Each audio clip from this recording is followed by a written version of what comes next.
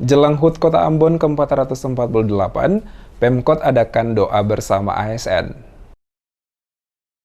Sambut hari ulang tahun ke-448 Kota Ambon, pemerintah kota gelar doa bersama untuk Ambon di Gereja Maranatha bagi ASN yang beragama Kristen dan Gedung Asyari bagi ASN yang beragama Islam. Pelaksanaan kegiatan pada Gedung Gereja Maranatha diawali pada pagi hari dan dilanjutkan pada sore hari di Gedung Asyari Ambon pada Senin 4 September 2023. Doa adalah berkat dan hak istimewa yang Tuhan anugerahkan kepada setiap orang percaya. Demikian dikatakan penjabat wali kota Ambon saat menyampaikan sambutannya pada acara doa bersama untuk Ambon di Gedung Gereja Maranatha. Ucapan terima kasih disampaikan selaku penjabat wali kota Ambon kepada semua yang telah hadir dalam kegiatan ini dengan penuh sukacita untuk bersama-sama menyampaikan doa karena doa adalah bagian dari fondasi yang kuat untuk membangun kesejahteraan dan kemajuan suatu kota. Tugas yang dijalankan ini, kata Bodwin, bukan hanya pekerjaan semata, tetapi merupakan panggilan dan perutusan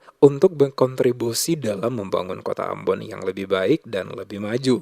Karena kota Ambon adalah rumah orang basudara dari berbagai latar belakang yang berbeda-beda. Pada momentum doa bersama untuk Ambon di HUT ke-448 Kota Ambon adalah doa yang menggabungkan berbagai kepercayaan dan keyakinan untuk bersama-sama berdoa agar Ambon menjadi tempat yang aman, damai, dan sejahtera bagi setiap warga Kota Ambon. Pada kesempatan itu, selaku penjabat wali kota Ambon mengajak semua pemangku kepentingan di kota Ambon, terutama aparatur sipil negara pada lingkup Pemkot Ambon, berserah pada Tuhan dan lebih mendekatkan diri kepada masyarakat, termasuk mendengar aspirasi warga. Selain itu juga lebih meningkatkan kualitas pelayanan publik yang dilakukan dengan integritas, jujur, adil dalam bertanggung jawab bersama, karena dengan kebersamaan segala permasalahan dan tantangan dapat dilewati, sehingga menjadikan kota Ambon lebih maju ke depan. Saya merasa sangat terhormat dan berterima kasih atas kehadiran Bapak Ibu Saudara-saudari sekalian dalam momen yang penuh sukacita ini. Kita semua tahu bahwa doa adalah bagian dari fondasi yang kuat untuk membangun kesejahteraan dan kemajuan suatu kota. Dan hari ini kita berkumpul untuk bersama-sama mendoakan Ambon, kota yang kita cintai.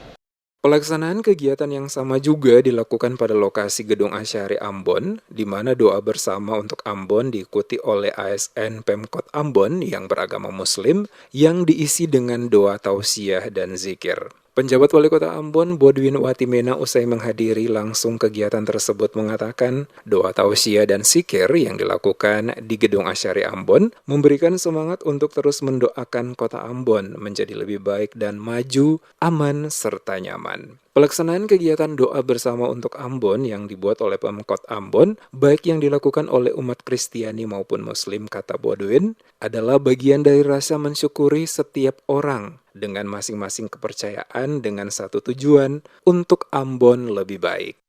Doa dan zikir ini bagian daripada cara kita mensyukuri ya rahmat pemeliharaan Allah Subhanahu wa taala bagi kota ini, bagi masyarakatnya, tetapi juga harapan kita untuk terus menjaga kota ini ke depan semakin baik. Jadi kita semua terpanggil untuk memberikan yang terbaik bagi kota ini supaya kota ini tetap maju, aman, nyaman, indah, sehat, sejahtera. Ya, jadi sama. Tadi pagi kita lakukan untuk ASN yang beragama Kristen, hari ini sore ini ASN yang beragama Islam.